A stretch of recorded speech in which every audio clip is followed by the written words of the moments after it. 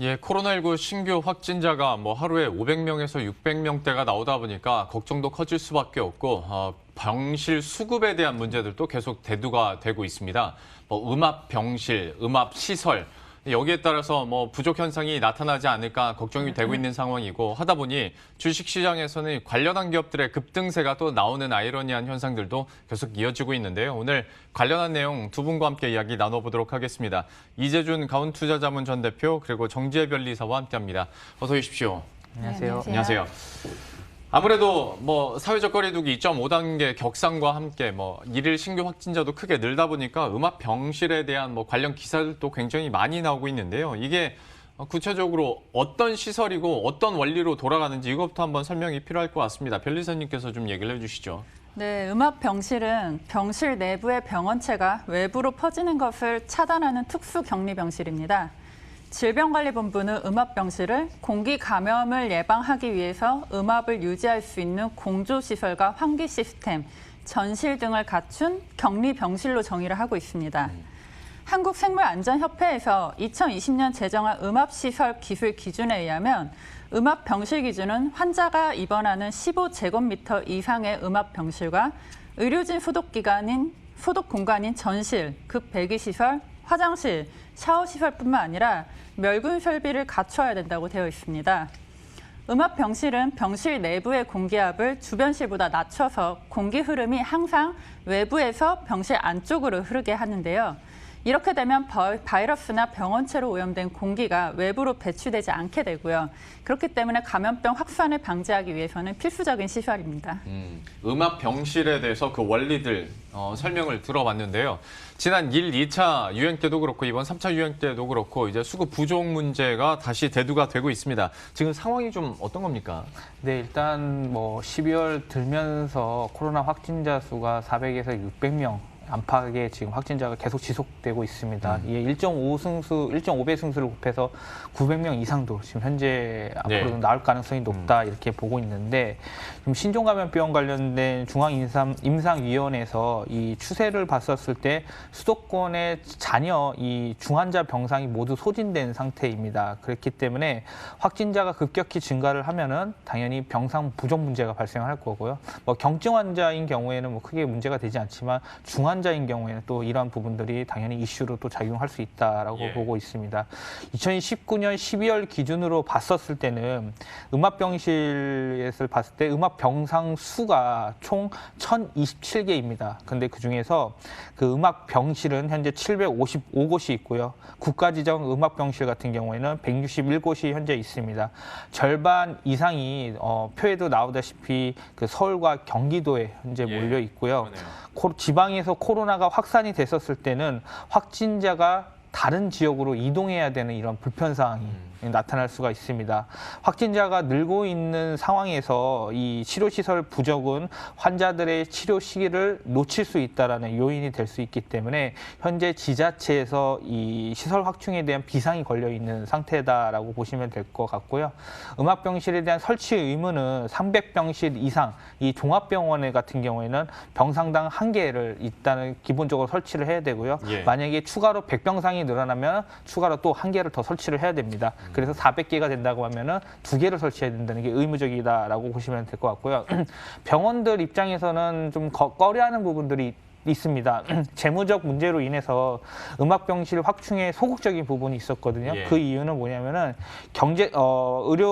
의료계에서는 고정비에 대한 부분들이 일반 병실에 비해서 훨씬 크게 나간다라는 부분들이 있고요. 정부 지원도 좀 미비한 상태라는 부분들이 의료계의 입장입니다. 여튼 지금 중요한 부분은 아무래도 이 사회적으로 큰 이슈이기 때문에 음압병실에 대한 확충에 대한 부분들은 앞으로 계속 나올 이슈라고 좀 보고 있고요. 아마 이 부분에서 정부 지원에 대한 부분들이 조금 더 긍정적인 부분들도 나올 수 있지 않을까라고 생각을 하고 있습니다. 그러니까 기존에 한 1년 반 전에 들었더라면 100개 병상당 1개 음압병실이면 그럴 수 있겠구나 싶을 텐데 지금 확진자 나오는 우리가 그 숫자를 아니까 100개당 1개 음압병실이면 이건 너무 부족한 거다 보니까 이거는 굉장히 심각하게 다가오는 수일 수밖에 없고요. 하다 보니 요즘에 각 기업들에서도 개발도 참 적극적으로 많이 하고 특허 출원도 그만큼 많이 된다고 들었거든요. 지금 상황이 어떤 겁니까? 네, 음압병실이 부족하다는 뉴스가 계속 보도되면서 예. 음압병실, 음압병동으로 전환해서 사용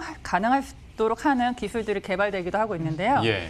이미 코오롱 글로벌, 신성 ENG, 스타우스 SI를 비롯한 몇몇 기업들은 이동식 음압 격리병실 개발을 완료하고 제품을 출시하기도 했습니다. 이외에 2020년 출원 후 등록까지 된 특허 기술들을 한번 소개를 드리겠는데요. 예.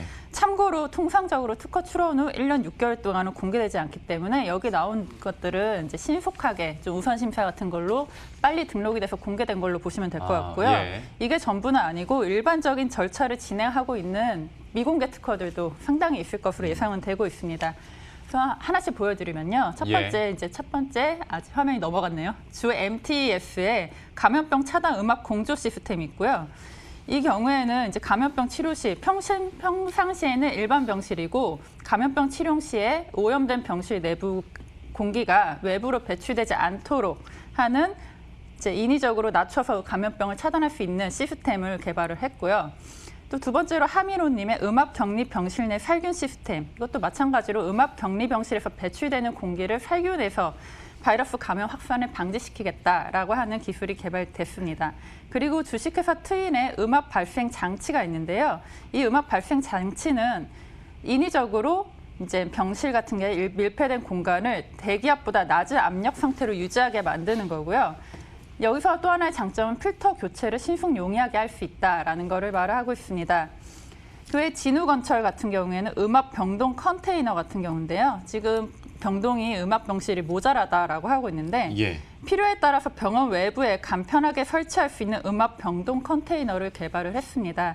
그리고 마지막으로 주식회사 NRB 같은 경우에는 용도 전환이 가능한 이동형 음압 병동의 구축 방법에 관한 건데요.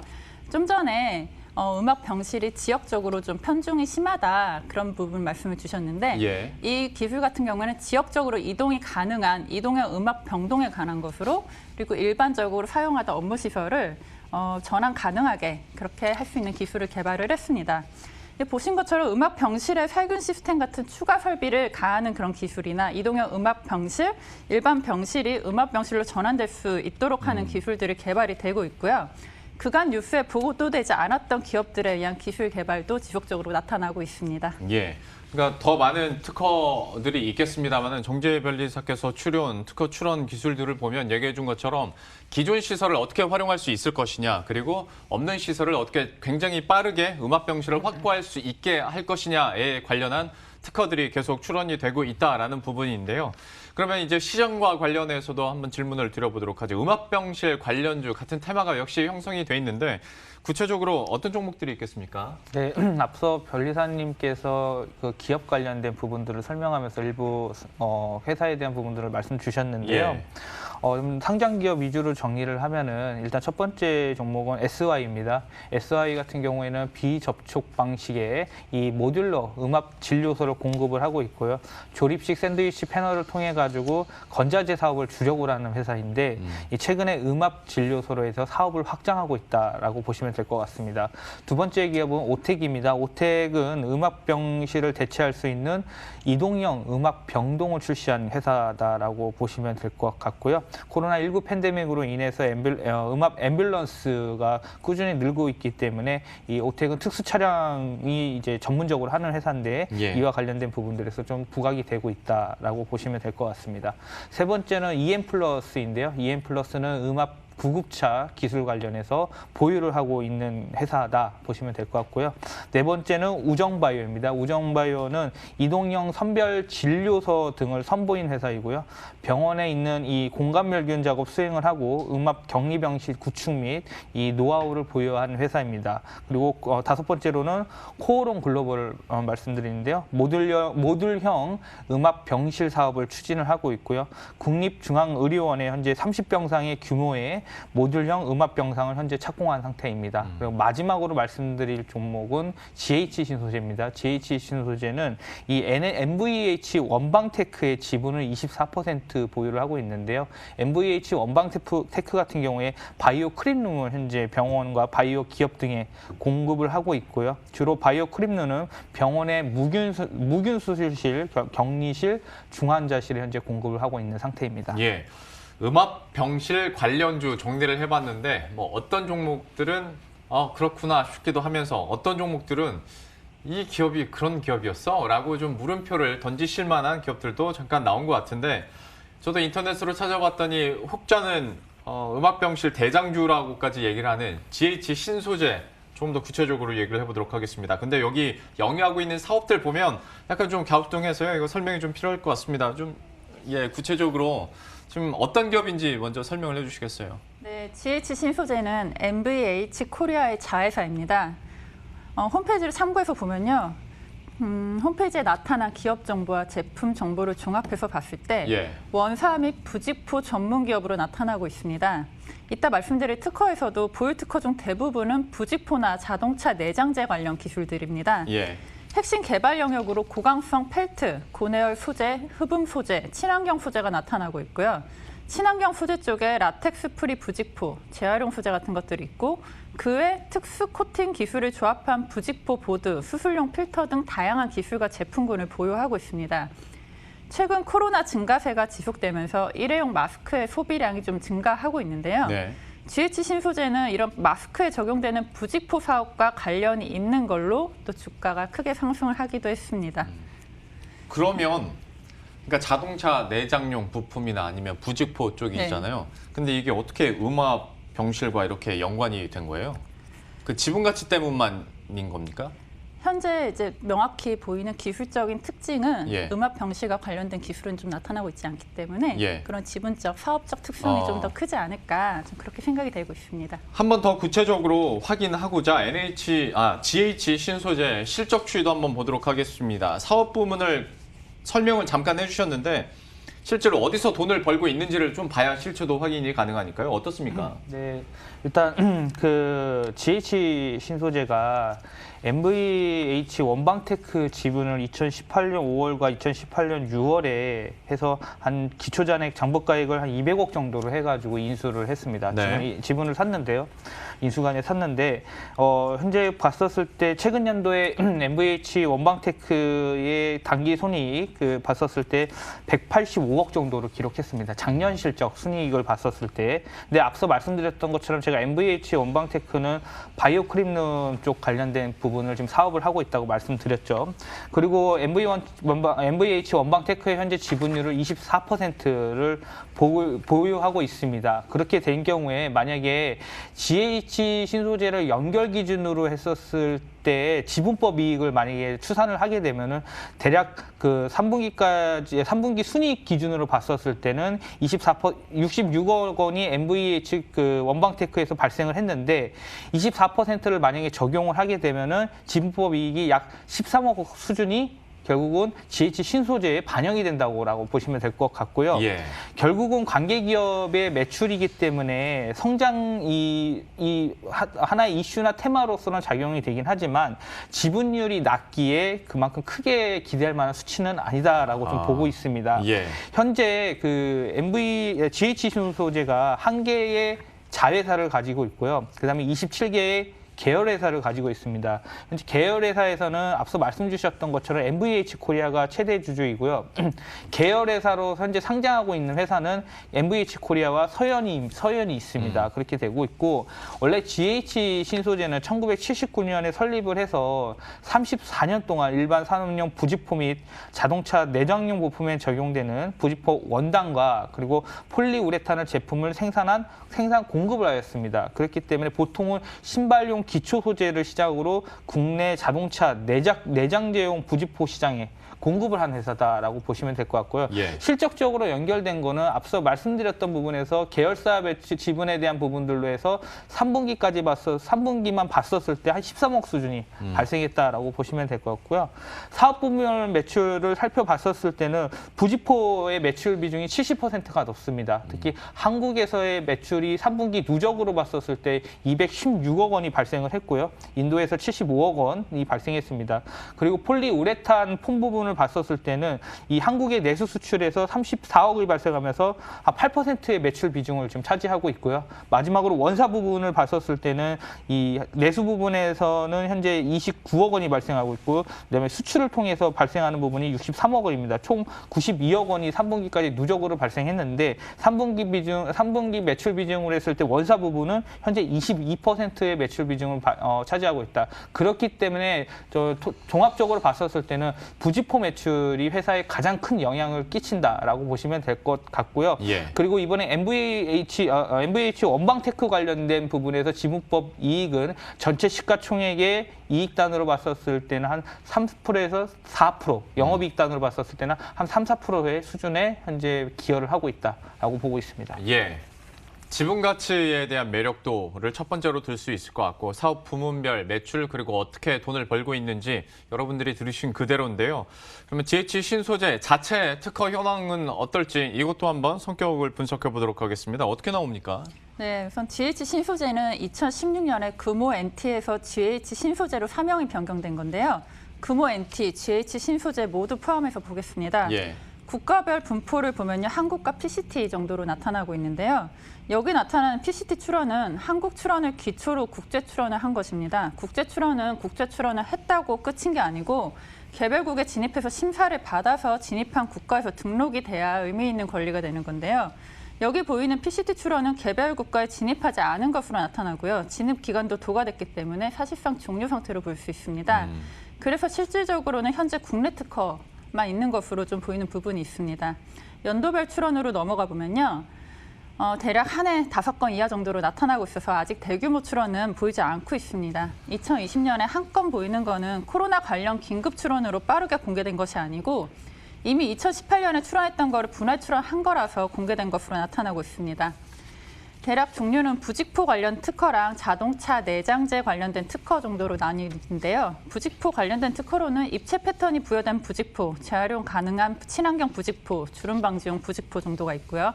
자동차 내장재 관련해서는 흡음 패드나 흡음재, 자동차 플로어 카펫용 스킨, 자동차용 플로어 카펫 정도가 있습니다. 이외에 최근 흡입 성능이 우수한 합성 피혁에 관한 특허도 출원을 해서 심사 중에 있습니다. 예.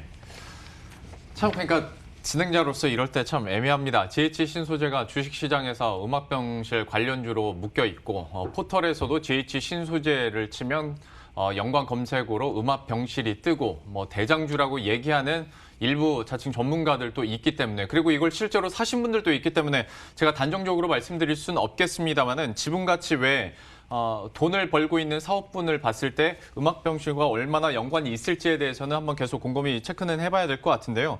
다만 또 시장이 그렇게 움직이니까 저희가 마련을 하게 된 것이 사회적 거리두기 단계가 격상될 즈음에 주가도 격상이 돼요. 계단식으로 점프를 하는데, 그러면 이거는 앞으로의 주가 전망이나 혹시 갖고 계신 분들에게 좀 이거는 전략을 어떤 측면에서 짜야 될까요?